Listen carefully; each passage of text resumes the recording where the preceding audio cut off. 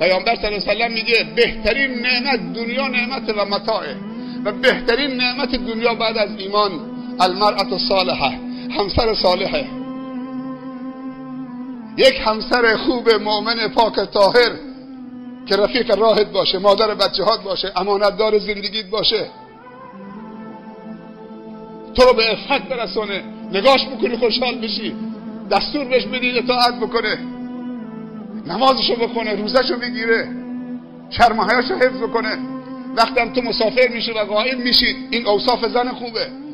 وقتی که از خونه میرید بیرون مسافرت میرید، تو رو در دو چیز حفظ بکنه، یکی در بستر خواب و یکی در مالت. این دوتا رو نگه بداره، رفیق راه انسان باشه، مشاور انسان باشه، همدم و هم نفست باشه.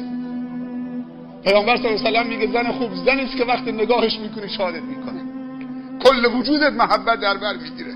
دیگه دوست نداری صورت تو از این همسرت که یک قطعه نور میمونه. واقعا چه آرامشی است.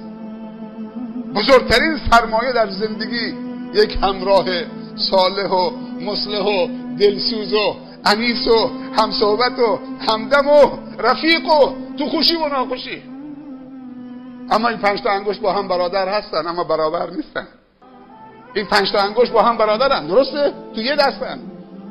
عزیزی خدا امتحانش کرد. خدا امتحانش کرد. شوهرش سرطان گرفت، شیمی درمانی میشد، زنش رفته بود رو تخت بیمارستان طلاقم بده.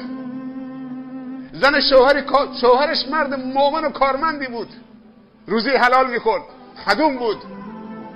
به شوهرش فشار آورد برو قاچاق بکن تا پولدار بشی مثل اون باجناقه، مثل همریشه، برو قاچاق کن پولدار بشید. زن از خدا بترس، قانع بشو، برو قاچاق کن، پول میخوایم. مرد به این خوبی، به این مؤمنی، رفیق راحته، چرا وادارش میکنی قاچاق بکنه، مال حرام بیاره تو خونه؟ هی ناشکری کرد، برو مثل فلانی پولدار بشو. همریشه چه ماشین سواره، باجناقت چه خونه‌ای داره. ناشکری به نعمت خدا. بعد از مدتی یه غده سرطانی چه تو سر مرده چه پیدا شد. رفت دکتر گفت این غده سرطانیه، در آورد کل چه ریشه دوانده بود. بعد از مدتی خداوند اون مرد صالح ازش گرفت، گفت بیا پیش من که جات پیش این زن نیست، حالا برو تنها بشی. ناشکری به نعمتهای خدا نکنید. پیامبر درباره مادر میگه الجنة تحت اقدام الامهات، مادر بهش زیر پای مادرانه. اگر مادر صالح شد، مادر کارخانه آدم سازی است، انسان سازی است. الام مدرسه اذا اعددتها اعددت نسلا طیب الاعراق. مادر مدرسه است که اگر بهش پرداختید از کوچکی، زمانی که دختره، بعد زن میشه، بعد مادر میشه، بعد مادر بزرگ میشه. اینا تکامل، سیر تکاملیه. میگه مادر مدرسه است که اگر بهش پرداختید تو نسل ریشه داری خواهید داشت. زنهای ما باید اصلاح بشن.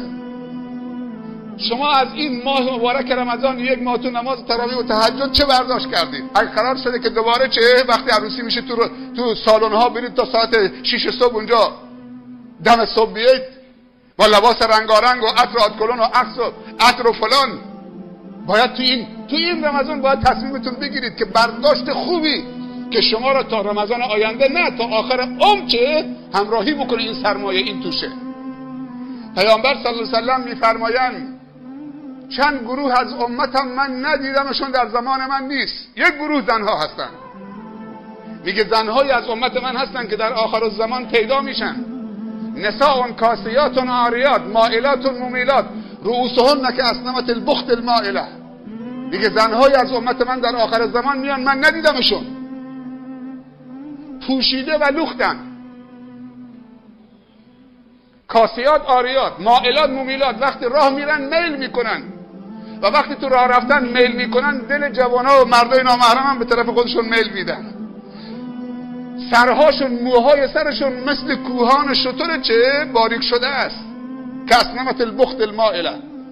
اینها بوی بهشت رو نمیشنون و بوی بهشت از مسافت چه چند سال به مشام میرسه. اینها وارد بهشت نمیشن.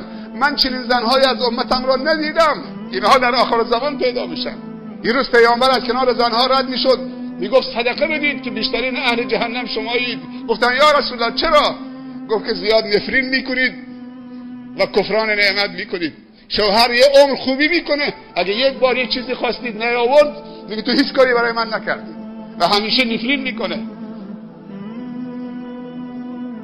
قانع باشید، لباس تقوا بپوشید. وقت نیست که من توضیح بدم که کاسیات آریات یعنی چی. چند تا تفسیر داره. یا لباسای تنگ و فشرده که فرو رفتگی و برآمدگی بدنشون رو چه نمایان میکنه. بعضی لباس‌ها تنگ و فشرده از لختی هم بدتره، تحریکش بیشتره. یا قسمتی از بدنشون لخته، قسمتی چه پوشیده است. تو عروسی ها مشخص میشه. تو عروسی ها زنها میرن که فقط لباس و طلاشون نشون بدن.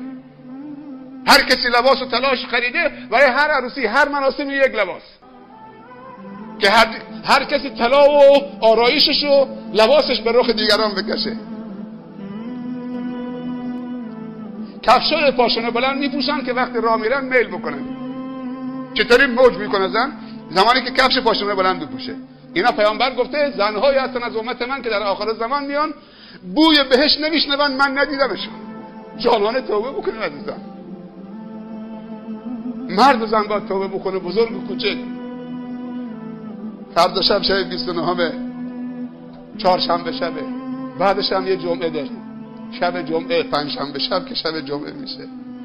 خدا از ما و شما قبول بفرماین. این سلام با هم میخونیم.